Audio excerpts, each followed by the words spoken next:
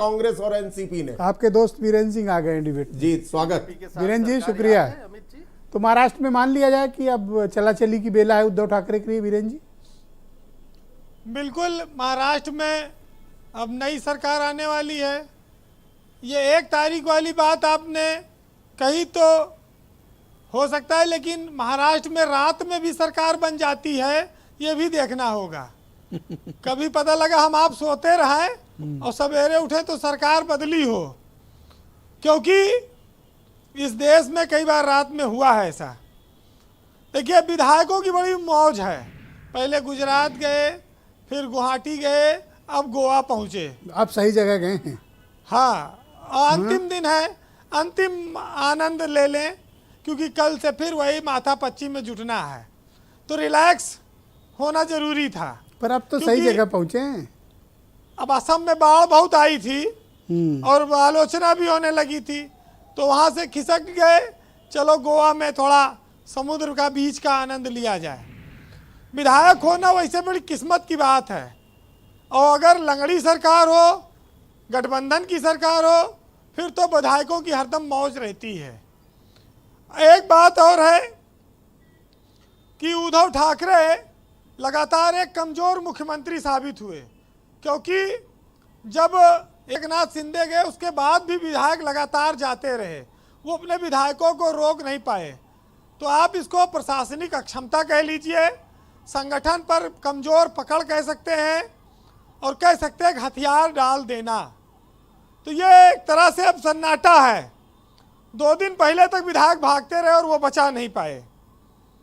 इतना ज़रूर है कि इधर 2-3 दिन से संजय राउत थोड़ा बहुत गुर्रा रहे हैं, लेकिन तब तक उनको ईडी ने बुला लिया कि आओ, अब वो देखिए कब जाते हैं।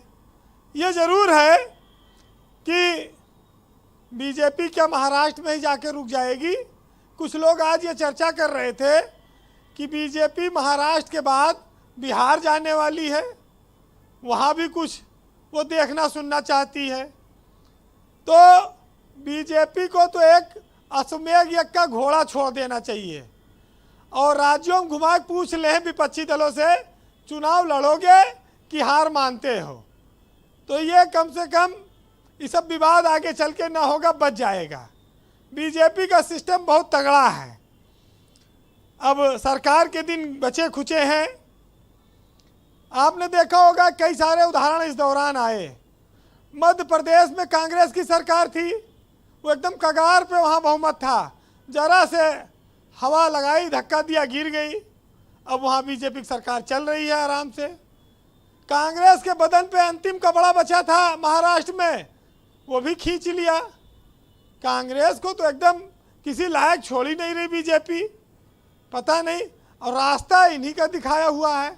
आपने बात सही कही, ये खाली लुकड़ी से खोद के भाग आते थे, और बीजेपी ने पूरा डंडा उठा लिया। बस बात अंतर इतना है। एक चीज़ और ब्रजेश जी, ये जो घुमाई टहलाई चल रही उससे साबित होती है कि संख्या बल भले कम हो, लेकिन माल पर्याप्त होना चाहिए। अगर माल पर्याप्त रहेगा तो मामला बनने में देर नहीं लगेगी, संख्या बल जुटता रहता है। एकनाथ शिंदे की बगावत को आप इस तौर पर भी देख सकते हैं कि इस देश में बगावत तब नहीं हुई है जब अधिकार न मिले हो। बगावतें तब हुई हैं जब अधिकार पाने के बाद, देने के बाद छीन लिए गए, तब लोग बागी हुए। जब तक नहीं मिला रहता तब तक तो आदमी हर तरह से झुका ही रहता है।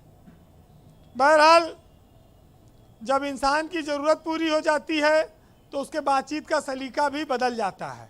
एकनाथ शिंदे हो या जो विधायक आज अलग हुए हैं, आज उद्धव ठाकरे असहाय स्थिति में हो, लेकिन 2.5 साल वो मुख्यमंत्री रह लिए, और बीजेपी से वो 2.5 साल तो मांग रहे थे कि आधा हमें दो, आधा तुम चलाओ, तो आधा फडणवीस चलाएंगे। प्रकृति ने व्यवस्था कर दी, कोई कुछ कर ही नहीं सकता इसमें, वाह, है ना। जी वीरेंद्र जी। तो कहते हैं कि मजा चख लेने दो उसको भी गैर की महफिल का, जो इतना चाहने के बाद मेरा न हुआ तो फिर वो तुम्हारा क्या होगा। अच्छा, चलते चलते एक राज से जरा पर्दा हटाइए कि ये हेमंत तिवारी जी इतना महाराष्ट्र की राजनीति में क्यों सक्रिय रहते हैं? हेमंत जी की फिल्मी दुनिया बहुत में जानकारी काफी रहती है रुचि इनके पास महाराष्ट्र की। नहीं, हेमंत जी की काफी रुचि है, फिल्मी सितारों के साथ उनका मिलना जुलना है। फिल्मी? हाँ, तो ओ माय गॉड।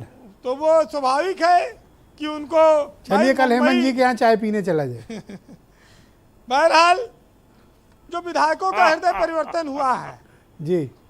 कौन फ्लोर टेस्ट में जीतेगा, लोकतंत्र का कितना चीरहरण होगा। जी। वो लोग, एक जमाना था जो कहते थे हम चिमटे से नहीं छुएंगे, अब तो ट्रक भेज के भर लाएंगे, आपको घर से उठा लाएंगे। वो सब सियासत का दौर बड़ा बदल गया। तो सुनिएगा, एक साहित्यकार ने लिखा है कि आखिर इतने चालाक कैसे हो जाते हैं लोग, कभी इनके कभी उनके कैसे हो जाते हैं लोग। और उसने महबूब ही बदला है तो फिर ताज्जुब कैसा। यहाँ तो दुआ न कबूल होने पर लोग खुदा तक बदल लेते हैं। बहुत शुक्रिया वीरेंद्र जी, बहुत बहुत धन्यवाद।